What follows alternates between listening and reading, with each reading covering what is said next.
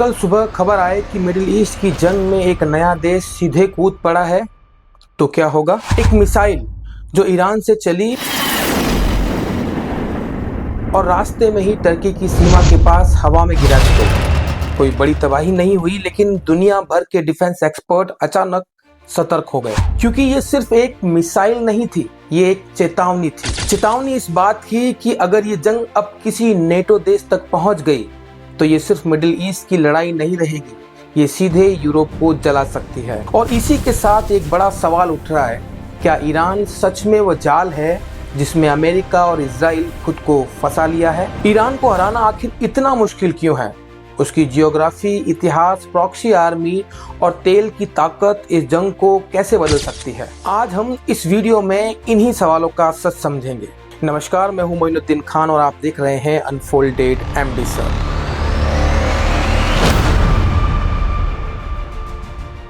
दोस्तों, middle east की जंग अब सिर्फ ईरान और इजराइल के बीच लड़ाई नहीं रह गई है। हर गुजरते दिन के साथ इसमें नए खिलाड़ी, नए खतरे और नए समीकरण जुड़ते जा रहे हैं। हाल ही में जो घटना सामने आई, जिसमें ईरान की एक बैलिस्टिक मिसाइल टर्की की तरफ बढ़ते हुए हवा में गिरा दी गई, उसने पूरी दुनिया का ध्यान खींच लिया है, क्योंकि टर्की कोई साधारण देश नहीं है, बल्कि वो नाटो का सदस्य है। यानी अगर ये जंग किसी नाटो देश को सीधे छूती है तो मामला सिर्फ मिडिल ईस्ट तक सीमित नहीं रहेगा।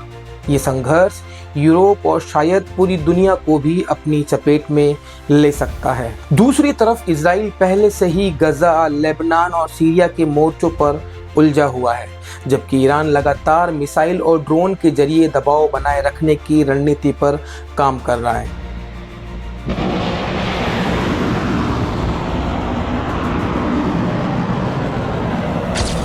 ऐसे में सवाल उठता है, क्या ये जंग जल्दी खत्म होने वाली है या ये धीरे धीरे एक बड़े वैश्विक टकराव की तरफ बढ़ रही है? और इसी सवाल के साथ हम समझने की कोशिश करेंगे कि इस पूरे संघर्ष के पीछे की असली रणनीति क्या है और आने वाले समय में ये जंग दुनिया को किस दिशा में ले जा सकती है। दोस्तों, अब सवाल उठता है कि आखिर ईरान को हराना इतना मुश्किल क्यों माना जाता है? इसका जवाब सिर्फ उसकी सेना या मिसाइलों में नहीं छिपा है, बल्कि उसकी जियोग्राफी, इतिहास, संसाधन और रणनीति में छिपा है। ईरान एक ऐसा देश है जिसके चारों तरफ पहाड़, रेगिस्तान और समंदर की प्राकृतिक दीवारें हैं।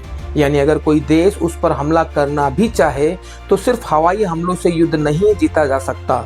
आखिरकार जमीन पर सेना उतारनी ही पड़ेगी और यहीं से असली मुश्किल शुरू होती है। दूसरी तरफ ईरान ने सालों से एक ऐसी रणनीति तैयार की है जिसमें वो सिर्फ अपनी सेना पर नहीं, बल्कि प्रॉक्सी ताकतों पर भी निर्भर करता है।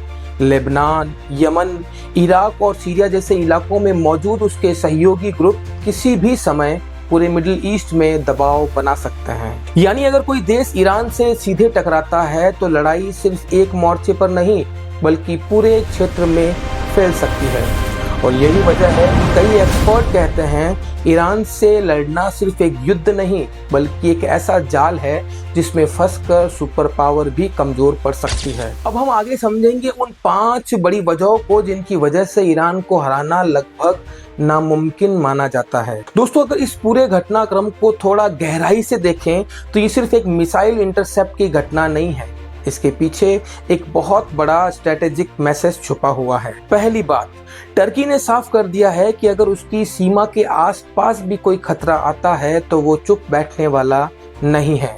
और क्योंकि टर्की नेटो का हिस्सा है, इसलिए उसकी सुरक्षा का सवाल पूरे यूरोप की सुरक्षा से जुड़ जाता है। दूसरी बात, ये घटना दिखाती है कि मिडिल ईस्ट की ये जंग अब धीरे धीरे क्षेत्रीय संघर्ष से अंतर्राष्ट्रीय टकराव में बदल सकती है, क्योंकि यहाँ सिर्फ ईरान और इजराइल ही नहीं, बल्कि अमेरिका, यूरोप और कई दूसरे देश भी अप्रत्यक्ष रूप से इसमें शामिल हैं। तीसरी और सबसे अहम बात, अगर ये लड़ाई लंबी चली तो इसका सबसे बड़ा असर दुनिया की अर्थव्यवस्था और तेल सप्लाई पर पड़ेगा, क्योंकि जिस इलाके में ये संघर्ष हो रहा है वहीं से दुनिया के बड़े हिस्सों को तेल और गैस मिलती है। यानी साफ शब्दों में कहे तो ये सिर्फ एक जंग नहीं, बल्कि शक्ति, संसाधन और प्रभाव की लड़ाई बनती जा रही है। और यही वजह है कि दुनिया भर के रणनीतिक विशेषज्ञ इस पूरे घटनाक्रम को बेहद गंभीरता से ले रहे हैं। दोस्तों, अब सबसे बड़ा सवाल यह है कि आगे क्या हो सकता है अगर ऐसी घटनाएं बार बार होने लगी, जहां मिसाइलें दूसरे देशों की सीमाओं के पास गिरने लगे, तो ये जंग धीरे धीरे और बड़े देशों को भी इसमें खींच सकती है। खास तौर पर अगर किसी नेटो देश को सीधा नुकसान होता है तो फिर मामला सिर्फ मिडिल ईस्ट का नहीं रहेगा। उस स्थिति में ये संघर्ष पूरे यूरोप तक फैल सकता है और दुनिया एक बिल्कुल नए संकट के सामने खड़ी हो सकती है। दूसरी तरफ अगर जंग लंबी चलती है तो इसका असर सिर्फ मैदान जंग तक सीमित नहीं रहेगा।